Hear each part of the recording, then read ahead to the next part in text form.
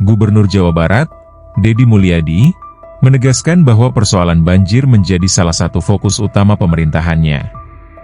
Ia menyampaikan bahwa penanganan banjir tidak boleh hanya bersifat sementara, tetapi harus dilakukan secara menyeluruh, terencana, dan berkelanjutan. Menurut Deddy, selama ini banyak daerah di Jawa Barat yang menjadi langganan banjir setiap musim hujan.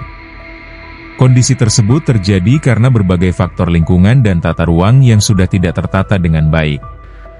Ia menilai, permasalahan utama bukan hanya pada curah hujan yang tinggi, melainkan juga karena hilangnya daerah resapan air, kawasan hijau, dan lahan sawah produktif yang selama ini berfungsi menahan limpahan air hujan.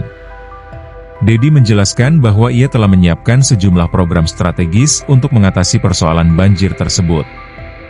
Salah satunya adalah dengan melakukan evaluasi menyeluruh terhadap tata ruang wilayah di Jawa Barat. Dalam waktu dekat, tepatnya pada Selasa pekan depan, Deddy akan memimpin rapat koordinasi bersama seluruh bupati dan wali kota se-Jawa Barat yang juga dihadiri oleh Menteri ATR BPN. Dalam rapat tersebut, pemerintah akan membahas secara detail penyebab kerusakan tata ruang di berbagai daerah, termasuk maraknya alih fungsi lahan sawah menjadi kawasan industri dan permukiman.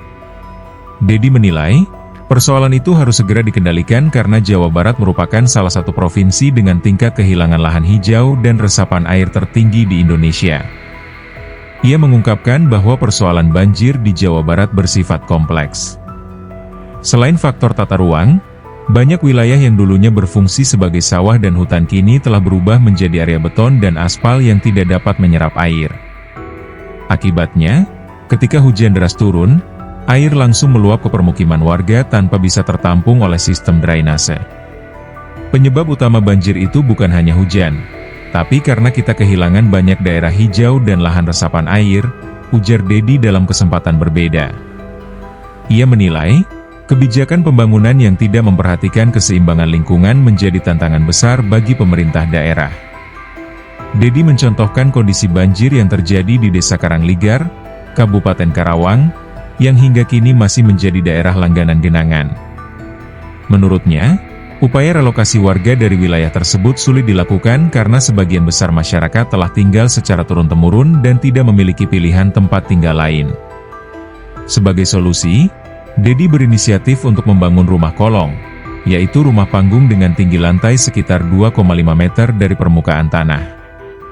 Desain rumah tersebut memungkinkan air banjir mengalir di bawah bangunan tanpa merusak struktur rumah maupun perabotan warga. Ia menjelaskan bahwa konsep rumah kolong ini bukan hanya solusi sementara, melainkan